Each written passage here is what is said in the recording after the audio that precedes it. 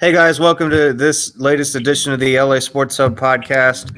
We have another member of NBC LA on the show joining us, and today it's Nick Hamilton. How you doing, Nick? I'm doing great, man. Thanks for having me. All right, so the first thing we're going to talk about on today's episode is I wanted to ask you about Lonzo Ball. Obviously, him and Big Baller Brand and LeVar, all that has been just a crazy, wild year and a half or so. And he's at a point now where people are on one of two sides. Either he's a bust in people's opinion because he's not, scoring very often. He's not having a great shot percentage, historically bad to start his career. Others are saying just give him time. He's adjusting. He's so young. He has a big shoe to fill for the Lakers. So can you just kind of tell me off the bat, what has your first impression been of Lonzo so far? I think he has some talent. As I've said numerous times, even on my show, excuse me. I think Lonzo sees the court geometrically. That's why he's able to throw those crisp passes on the inside. And if he was a football player, he'd be throwing them in the middle as the receiver crosses the middle. That's why he can launch a pass from the opposite court and complete it where the other player, whether it's Brandon Ingram, whether it's Jordan Clarkson, whoever, can finish off the play because he can see it. His shooting is atrocious. He hasn't fixed that wacky shot. He has no signs of fixing that wacky shot. So I think he's just one of those guys that's a good passer, a really good passer. If that's what you want in a number 2 pick, then congratulations. You got what you wanted. But to me, if you're going to draft a guy at number 2, he has to be more of a Kyle Kuzma type of player, where the guy can definitely get inside, pick his spots, shoot, rebound, move the ball effectively. And I've said that I've compared him even to a guy like Ben Simmons. Ben Simmons doesn't really have a shot, but he finds ways to get into the open lane. He finds ways to pick nice little floaters, nice little jumpers, dunks the ball. Is very, very aggressive, tenacious, I might add. I don't. That's the thing I don't see in Lonzo Ball. I'm not quick to call him a bust. I think we still need a full season to really assess the talent margin of Lonzo Ball. But it's very, very concerning when you have a guy that's so inconsistent. I don't care how old he is. I don't care if he's 19, 20 years old. He was picked at number 2 for a reason. And if that reason does not pan out, then we have to start looking at the upper management, i.e. Magic Johnson and Rob Pelinka. What is your timetable? Is it just one season to really determine what to do about Lonzo, or do you give him a little bit more of a longer leash? I mean, I give him a season. I'm curious to see how he improves in the offseason. And that's going to tell the tale as far as what's going to be season number 2, what's coming forth for season number 2.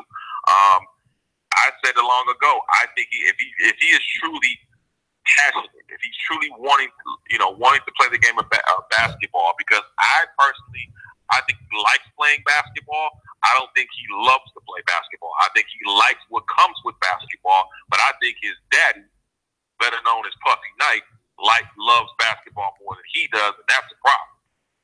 So I'm giving him this season and the offseason. If he really wants to work on his shot, call a guy like Tim Grover, who's worked with Michael Jordan, who's worked with Kobe Bryant, 2 of the greatest to ever lace them up. If he doesn't do that, yeah, I'm going to start saying the bus word myself if he continues to perform at this level next year. Would you think it would be best for the Lakers, at least for right now? I know at least the season to really, timetable is best to determine what to do with them in the long term. But for right now, would you think it would be a smart move to move him to the bench and maybe put Clarkson into the starting lineup? I would think that'd be a considerable option. I've even gone so far to say maybe you need to have him in a few games in the G League just to develop his game long term. But I know the Lakers are not going to do that because they're trying to sell tickets. He's one of the faces of the franchise right now. So they're not going to do that, even though it would improve possibly his development long term. But I just don't see Lonzo as that leader. I think there's a reason why he's been benched in the fourth quarter, and no, LeVar can't blame all of it on the coaching staff or what have you. Hell, if you ain't produced in 3 quarters, what the hell makes me think you're going to produce in the fourth quarter? And you haven't proven that you could produce in the fourth quarter previously. He's had 2 triple-doubles against subpar teams, but he's been relatively inconsistent. Minus the game-winning assist that he gave to Brandon Ingram, who I said is a rising star. Minus that game, where the hell has he been? So I think it's incumbent upon the Lakers to figure it out, to say, okay, you know what? Maybe we should roll with Jordan Clarkson. Maybe we should roll with Kyle Kuzma more. I'm thinking maybe we start Kyle Kuzma. What is your overall impression been of Kuzma to start the season? Fantastic. Minus the one game injury when he was dealing with his back, which is, slightly concerning, but I think he's young enough to kind of bounce back, and he did. I think Kyle Kuzma, he's playing like a number 2 pick. He's not playing like the 27th pick. And the Lakers got a diamond in the rough, at the 27th pick by picking Kuzma. Kuzma is a star in the making. He's doing great right now. I'm looking forward to his sophomore season to see how he improves. But I think it's been a phenomenal talent. I think the Lakers got a steal in the draft with him. And I want to bounce back to Ball for a moment because I wanted to ask you about LeVar. Do you think that there's a chance that with the way that LeVar goes about his interviews and the publicity stunts that people, look at him and say, what are you doing? Why are you saying crazy stuff like that? Is there a chance that LeVar could be the reason, or could be a possible reason, that Lonzo's career gets killed early? Oh, absolutely. I think he could stunt his growth tremendously. He's starting to do it now. The Lakers are getting tired of his antics. But, hey, I can't blame nobody but the Lakers, because you knew exactly what you were getting when you drafted this kid. You weren't just getting the kid and maybe his agent. You were getting the kid and his loudmouth dad. And you knew exactly what you were getting. And so now that it's gotten out of control and you're starting to have meetings about this guy and telling the media, hey, we're going to enforce the rule about not talking to players and their families as they are in the families and friends area at Staples Center. Well, it's only because of LeVar Ball, because of the silly comments that he's made about Julius Randle, that he's made about other players, that he's made about the coaching staff. Now it's gotten out of hand. So, hey, if Lonzo doesn't pan out, worst case scenario, you cut your losses after next season and be out of $13 million and be done with the whole LeVar, Puffy Knight, Bundini Brown 2.0 fiasco, and be done with Lonzo Ball. Let him go somewhere else to go play. Maybe he wants to go play across the seas with his brothers. Maybe that's what LeVar was talking about when he said, all 3 of them are going to play with the Lakers. Well, maybe he meant the Turkish Lakers, because the damn show ain't going to be the Los Angeles Lakers. And then another thing about Lonzo before we transition to the other stuff on the show is his demeanor has also come into question a lot of times. And you've seen that even early in the season. There was a scuffle, I believe it was against Phoenix. And he was the only player on the court that really walked away in a gold uniform. Magic Johnson traded D'Angelo Russell in part to Brooklyn because he said that he wanted a leader. But that kind of demeanor seems to contradict what a leader really is, or what the Lakers really need them to be, doesn't it? Well, can we be honest here? Because I'm going to be real honest answering this question. First of all, that was a straight sucker move. As many times as the Laker players have rallied around this kid and tried to defend this kid to us in the media, we've been harshly criticizing this kid. Guys like Larry Nance Jr., guys like KCP, guys like Brandon Ingram, Jordan Clarkson. And then all of a sudden, I'm not saying you're going to go over there and catch a fade and get yourself thrown out of the game in the NBA, because he's right. Nobody really fights in the NBA. Right. However, you could have gone over there. Hey, guys, let's separate. Come on, guys. We got to stay focused. Let's stay focused. Like, pull them back. Do something. Get in between. Pull guys. You could have pulled Brandon Ingram. You could have said, hey, maybe not get KCP's attention because he's a veteran, right. But other guys who are around, hey, guys, come on. Let's rally up. Don't let the Suns get us out of our focus. Let's come back over on our side. Let's do something. You just walked away like a punk. And then your lame excuse is, well, I didn't want to get no tech. So you act like you Boogie Cousins, like you at your 13th tech and about to get your 14th, and you only get 16 a season. Right. You ain't about that life. And then 2 weeks or 3 weeks later, he gets a tech. So much for that plan, pal. So much for that plan. Because guess what? You got one now. So now what's your excuse? But I've seen him when I've gone to games. The guys will be in the huddle. He'll be somewhere else. And I'm like, that's not a leader. You can say what you want about D'Angelo Russell. We all know he was a snitch. We all felt like D'Angelo needed maturity. He had maturity issues. It wasn't game issues. It was maturity issues. I think D'Angelo would have been better, not only for Brandon Ingram, but for the entire squad. And I think if you would have given this kid, now hindsight being 2020, given this kid a little bit more time, he would have panned out, because this is a kid that had passion. We didn't question his passion. We didn't question his love for the game. We questioned his maturity. He became a snitch because he got Nick Young on camera and didn't tell him and put it out to the world. You know, that's some sucker stuff too. That's some suckerific activity too. Don't get me wrong. However, which is worse.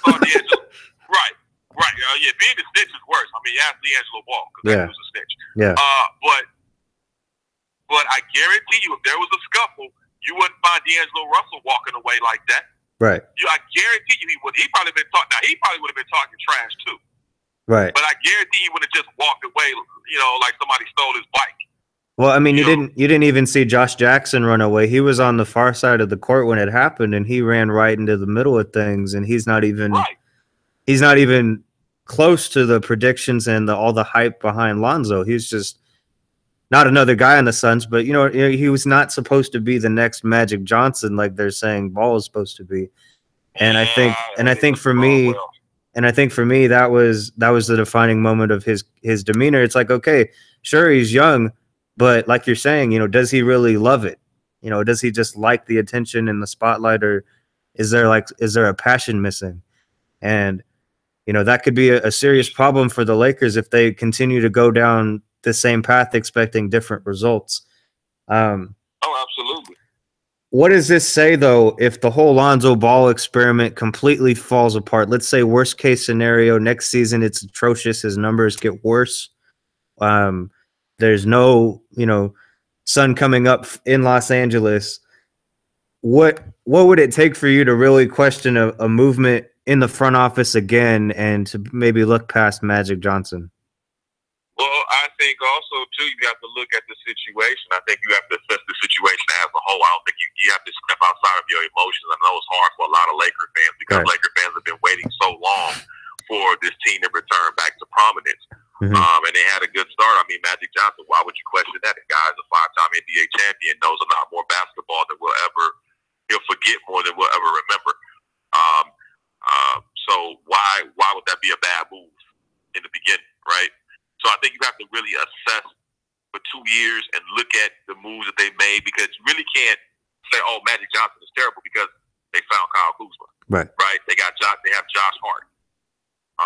Brandon Ingram I know that wasn't a part of their regime, but Brandon Ingram is starting to develop. You know, they made a move to clear cap space so they can try to go after big name free agents like a Paul George, like a Boogie Cousins, like a LeBron James, which they can absolutely obtain and attain those guys. At least if Magic Johnson is calling, these guys pick up the phone and at least listen. Even if they don't do anything, you have a powerful guy like Magic who everybody respects in the league. So if Magic is calling LeBron's going to take his call. Even if he doesn't come, he's still going to have the respect for Magic to take his call.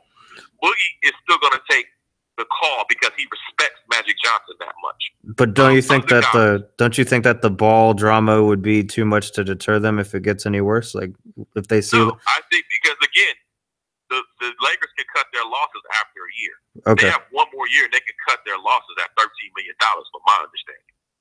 So you do that, say, okay, look, well, we got Kyle Kuzma, who's a budding star, and you can draft a point guard. Right. I mean, look what they did. Again, I hate to sound redundant, but look what they did with Kyle Kuzma. Right. So, I mean, you could find a diamond in the rough. You could find a gem. The San Antonio Spurs do it all the time. They do it with Tony Parker. They did it with what's my guy? I can't remember his name. Forgive me, but the Spurs have done it numerous times and they've had success. So why can't the Lakers do it if they have the great scouting team that they do?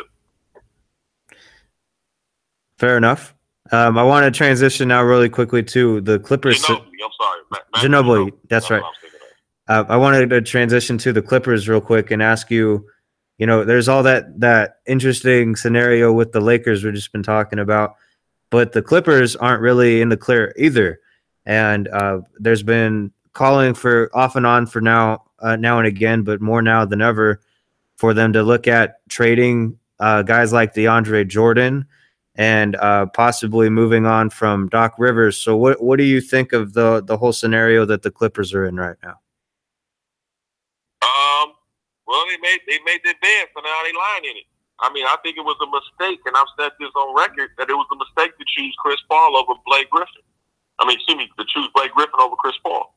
I think that it was a huge mistake. I think they were looking at the age factor, the youth factor, right? But they kind of did the reverse. It worked out for the Lakers at one time when they chose Kobe over Shaq. That worked out, but this is not a Kobe and Shaq situation. Right. Chris Paul, as you see, he's doing phenomenally well in Houston with James Harden and Trevor Ariza and those guys. Right. They're one of the hottest teams in the NBA right now. Number two, they will probably end up finishing number 2 in the Western Conference. So you look at the leadership that they lost. They lost a voice in that locker room. Blake Griffin, even though he's a talented player, he's not a voice. He's not vocal. You lost Jamal Crawford, who was also vocal and a veteran leader, especially for that second unit. So you lost some key guys that now when they go through these slumps, they don't have anybody to turn to. You overpaid for Danilo Gallinari, who played barely two-thirds of the season the last 3 years. Now you're stuck with them. You have Blake Griffin, who you threw $173 million to, and now he's injured, as he is every year. And again, there's no shade of disrespect to Blake Griffin. I like Blake Griffin. I think he's a talented guy. He's not a leader. Yeah. In that sense, where he's a voice. So there are a lot of guys. I don't look at Austin Rivers. I think Austin Rivers has gotten better over time. But I think guys, I think Doc Rivers' tenure has come to a close. I think it's time to turn the page after this season. I think it's time to get somebody like a David Fizdale. Maybe you do trade DeAndre Jordan if you know you can't get anything for him at the end of the season and try to get some pieces back. Maybe some draft picks back. Maybe clear some cap space to try to acquire another big name free agent. There's a lot of things that Jerry West can do. I can't totally give up on Jerry West. Guy's the logo, for God's sake. Like, he's turned franchises around after the Lakers. He turned around the Grizzlies. He's turned around the Warriors. So now here's a new challenge for him. It would not surprise me, though, if this is one challenge that defeats Jerry West instead of Jerry West defeating the challenge. Do you see them hanging on for Blake Griffin in the long term and doing all those other kind of moves around Blake Griffin? Or do you think it? Well, I mean, do you think there's a chance where they have like a total rebuild and try to start from square one? They have to. They have no choice. I mean, you're stuck with Blake Griffin for 5 years. After this season, you'll be stuck with Danilo Gallinari for 2 more years. So your money's going to be a little bit more limited than normal. Because a lot of guys come off the books after this season. Lou Williams, other guys like that, Patrick Beverly. So. I think guys, you're going to be limited. You may be able to sign one big name free agent, but you kind of have to hope for draft picks. I think you have to develop your team through the draft, kind of like the Memphis Grizzlies did, kind of like the Golden State Warriors did with Steph Curry and Klay Thompson and Draymond Green and so forth. Yeah. And then they added another player like a Kevin Durant, who's the second best player in the league. So I think you have to build within the draft, and I think you have to build what you have. And I think it would be wise for DeAndre to try to go to a contender.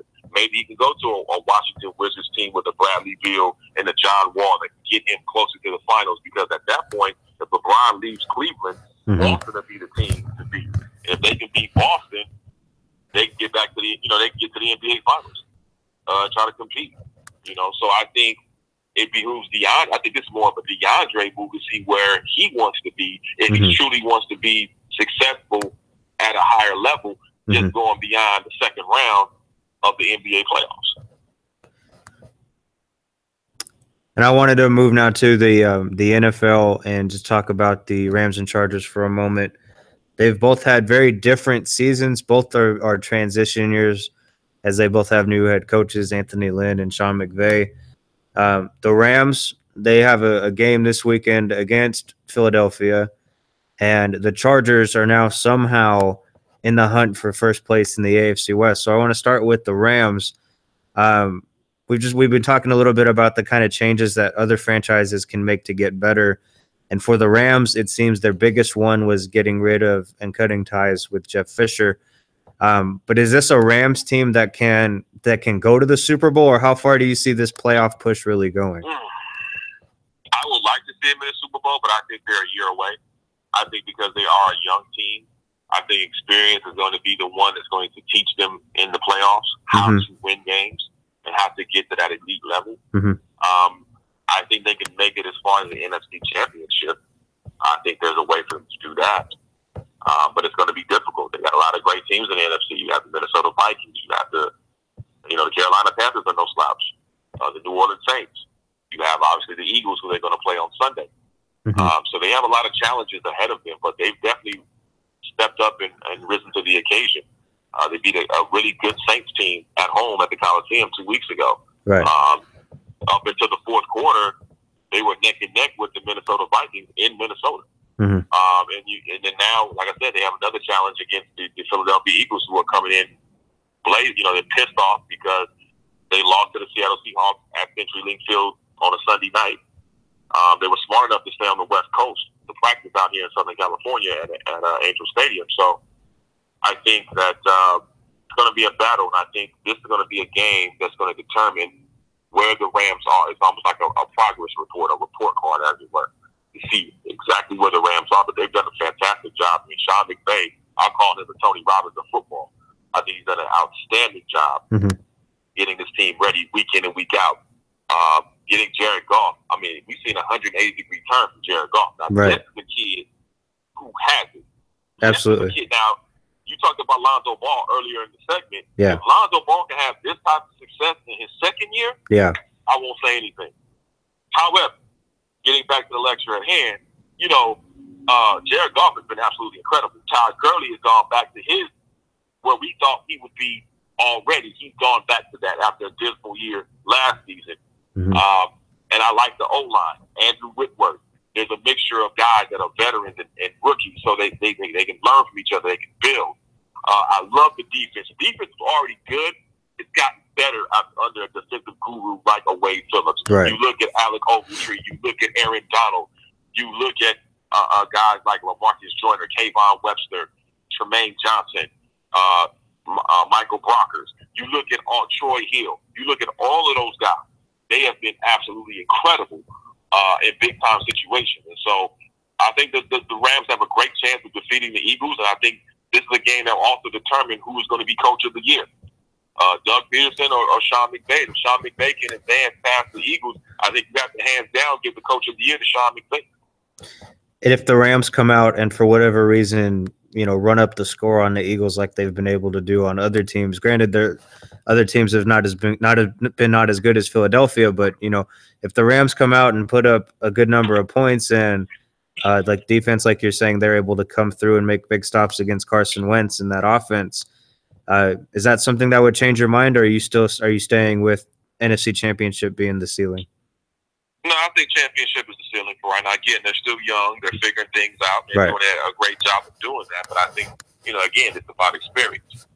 You got guys. I mean, you can't count out Seattle either with Russell Wilson. Right. Even if they picked that last seed. So I think it's going to be an interesting learning curve for the Rams. And I think, like I said, they can take what they get this year. They make it to the conference championship, and then get ready for the following season and know what it takes to get to that elite level of appearing in the Super Bowl. And then lastly, I wanted to talk about, just how the Chargers have had to turn around in season. They haven't had to wait, for a second year of a process or anything like that. I mean, they took a 0-4 start to a 6-6 standing where they are right now. And they're tied now with the Chiefs and the Raiders. And it's been a little bit surprising, at least for me, to see the Chiefs tumble the way that they have after going 5-0 to start the season. The Raiders are kind of just that team that I feel like you never know what you're going to get, at least for this season. And the Chargers have, like I've been saying, they've had that quick turnaround. So what have you seen from the team that used to be in San Diego make that turnaround to LA, start 0-4, have all the issues with the branding that they had before a game was even played, and people making fun of them like, why are you here? Why did you come to LA? They had the attendance issues as well. So now they're in a position where they could even, win their division and make a playoff push of their own. Are they as dangerous as they appear to be? Oh, absolutely. I mean, you look at that defense. First of all, you got to give a lot of credit to that defense to Gus Bradley. I think Gus Bradley is one of those guys who knows how to transform and get guys to listen to him, much like Wade Phillips did with the Los Angeles Rams. Right. Gus Bradley is a guy that these defensive guys look up to: Casey Hayward, Melvin Ingram, Joey Bosa, Denzel Perryman, Trey Boston, guys that have been in the league for a while, but they are almost in awe of this guy out of just sheer respect and the results that this guy has put down and put together for them to be successful. And also, too, you have to look at the offensive side of the ball. You look at Phillip Rivers with that O-line. Even though Matt Flossin went down, the O-line continues to keep Phillip Rivers upright. And so when you have a guy like Phillip Rivers and a guy like Keenan Allen who's finally healthy, who's had his best year since his rookie year in 2013, I mean, he's had like 10 receptions for over 100 yards in each game with a touchdown. Added to that, he's more productive on the YAC, which is yards after the catch, when he's in the slot. So it opens it up for guys like a Hunter Henry in his sophomore year to be more effective. You have guys like Travis Benjamin to come out to come around the middle, doing a lot of bubble screens. Guys like Tremont Williams, and I'm sorry, guys like even Antonio Gates getting into the mix from time to time, being able to spread the ball around. You have a running game in Melvin Gordon, rather. You have a running game in Austin Eckler, who I like to call a human torch, as he burns through defense from time to time. So there's a lot of components to this Chargers team that's been successful. But the one thing I can say, they play with a lot of grit and they play with a lot of heart. And they could have easily given up after they went 0-4 and heading to New York across the country. And Anthony Lynn refused to let them quit. And they, as you see now, they've taken on his philosophy. They've taken on some of his demeanor. Anthony Lynn is a guy that says, hey, man, we're going to fight to the end. So that clock hits 0-0, we're going to keep fighting all the way. And they've done that. So now they're in a position to control their own destiny, and they can completely win out in their next 4 games and actually win the division and actually be able to host a playoff game at StubHub. Do you think that this is a team, though, that could beat New England if it came down to it, in an AFC Championship game or somewhere in the playoffs? Are you in the middle on that? You're on the fence? I don't know if they can beat New England in championship in playoff mode, because New England is a different beast in playoff mode. True. I do think they'll make it competitive. I think they'll keep it close like they did in the previous meeting. Mind you, they didn't have Denzel Perryman. Mind you, they haven't figured out their defense at that time. Yeah. Now they've figured out their defense on all levels. So I think it's going to be much tighter. Even if they lost the game by 3 or 4 points, it's still a marginal successful year, because you made it out. You turned nothing into something. Right. Nobody expected you to win your division and go to the AFC Championship starting off at 0-4. Well, nobody even knew how many games you would win after going 0-4. Oh, no question. I mean, the football guys are smiling down on the Chargers right now. Say what you want about StubHub Center, but yeah, it's a 50-50 place. But you know what? The Chargers still go out there and they battle every Sunday, like they're going to do against the Washington team on Sunday at StubHub. So we're going to see what's going to happen, but I think they can win out. I think they control their own destiny. They can win it out and get ready for the playoffs. Well, Nick, thanks for taking the time to join the show this morning. We'd love to have you on some other time, but thanks for taking questions with us. Hey, man, thank you for having me. I appreciate it, and I'll talk to you guys soon.